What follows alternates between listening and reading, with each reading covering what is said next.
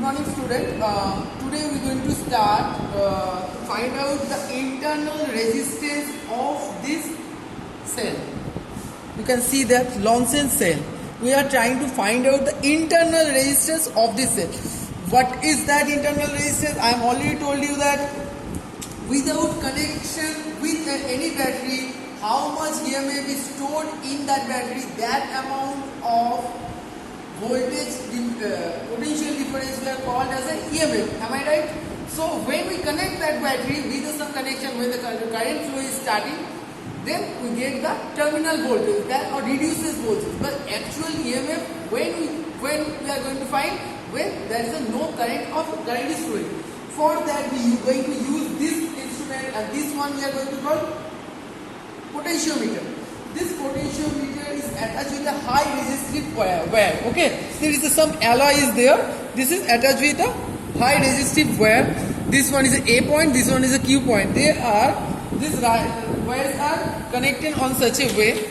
You can see in my copy, it is connected on such a way. Okay. Suppose this one is a A point. This one is a B point. Suppose I am going to take this one is my A point. This section is my primary coil, which is responsible for source of current in between the potentiometer. Okay, so now you can see that this positive one is connected with this one.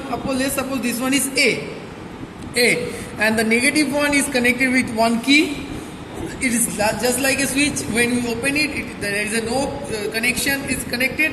When you close, there is a circuit is closed, so current will going to flow. Now that because this is a negative, I am connected the ammeter with negative and positive with this one, because we try to find out how much amount of current is coming from this source. Then it is connected with this rheostat. This one is, and this one is going to this B point of the potentiometer. This is the one end. This one is the another end of the potential. And in between this, each wire is connected with each other in a single strip. Okay. So this one is our primary coil.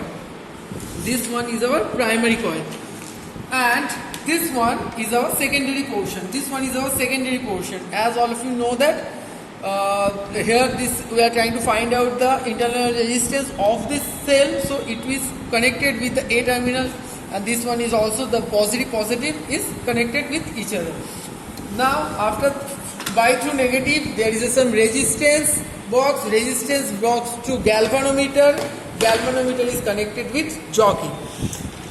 Okay, and this resistance box is connected parallel to this cell.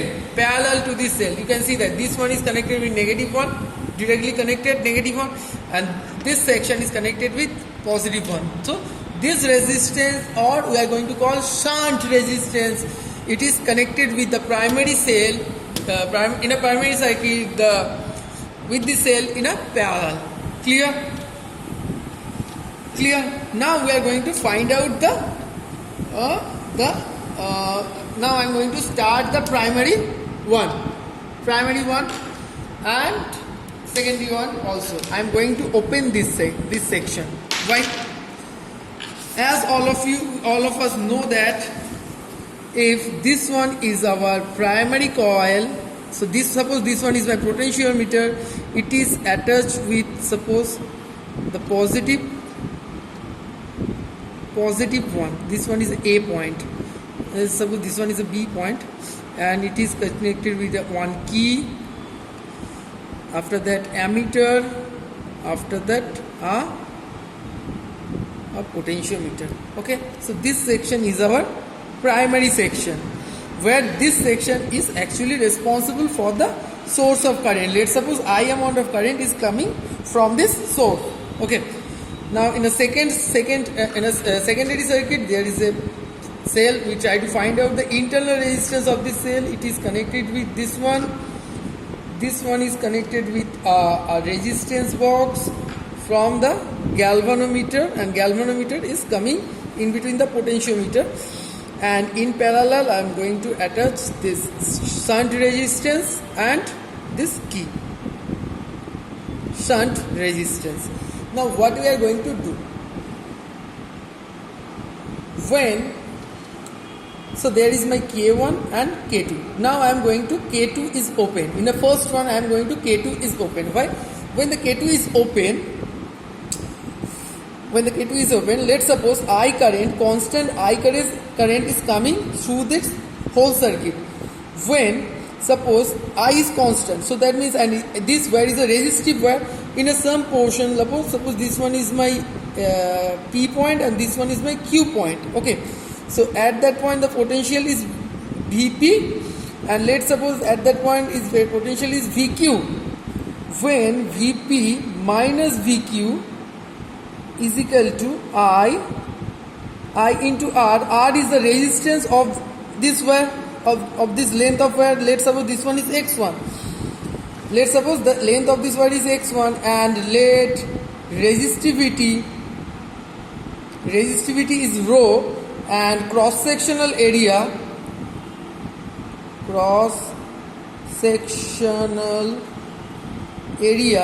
equal to A, resistivity.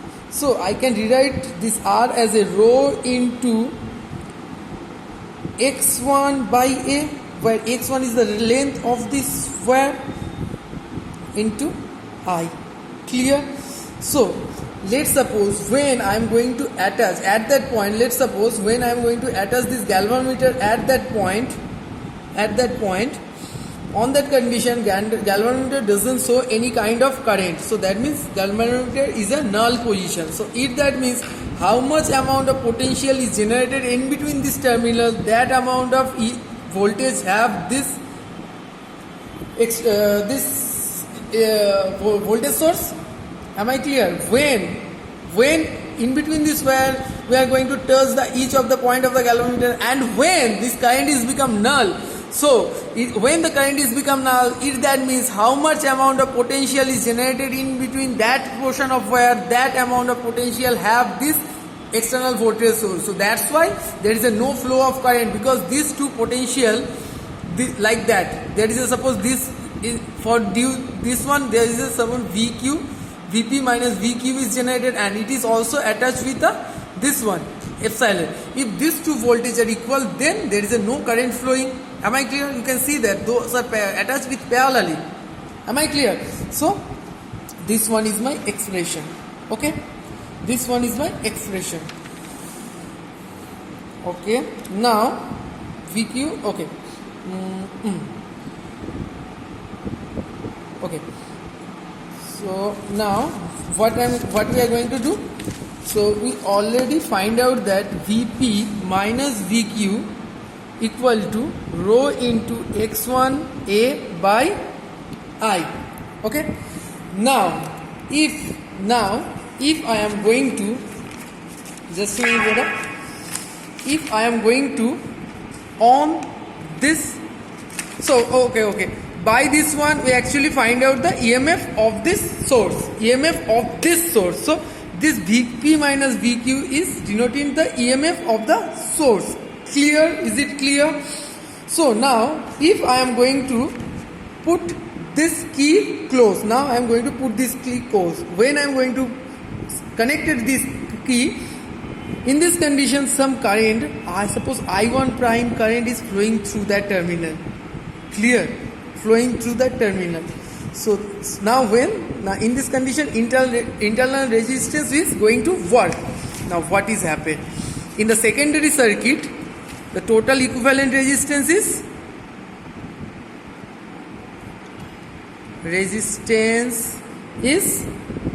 R plus R. R is the shunt resistance and small r is the internal resistance. Let's suppose I1 current is flowing through that one. R plus R is equal to V. V is the terminal voltage of between these 2 points. Am I right?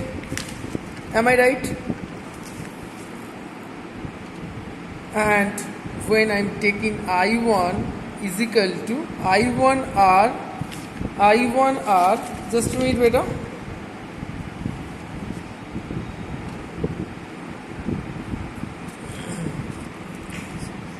So I1R is equal to V, and this one is EMF. Why? because when we consider the internal resistance and total resistance, then the total EMF is work. And when we are trying to find out that I1 current is flowing through that wire, so in between them this voltage V is generated, and the whole voltage can be defined by these two equation. Yes, these two equation. Now from these two equation, EMF by terminal voltage is equal to I1 by R plus R by I1 R. Now EMF by V is equal to R plus R by R. Okay. Okay. Now when we close this key, so that means in that condition this E is not working. Actually, in between these 2 points, operating voltage is V. Now we are doing the same things. We are going to put each of the point by to the galvanometer. Let's suppose at that point it is become null point. So that means this one is a VP point, and so suppose this is R. So this is the voltage difference is R, VR. So now this VP minus VR is equal to this terminal voltage, because there is no flow of current. So this potential difference is equal to how much potential is generated in this cell is equal. So now Vp minus Vr is equal to I into x2 by A into rho. Let this length is x2, the new length of the new one is x2. So now I am going to put this value, because this one is equal to V and this one is equal to E. So I x2 x1 A by rho divided by I x2 rho, sorry, A by rho is equal to R plus R plus R. So each and every one is cancelled out. We get R plus R by R is equal to x1 by x2. Now R plus R is equal to x1 by x2 into R. So small r is become x1 minus x2 R minus R. So R is become x1 by x2 minus 1 into R. This one is our final expression we are going to find out. So when we just open the K2 and find out the x1, that means the EMF of this voltage source. After that we are going to close the K2. So that means that this cell is not, this external source cell is not generating the EMF. It is at that point when we connected this resistance one and it is closed, then it will be producing the terminal voltage, that means V. So on that condition we are going to find out the x2. Okay, now my cell is here. I am already described the circuit.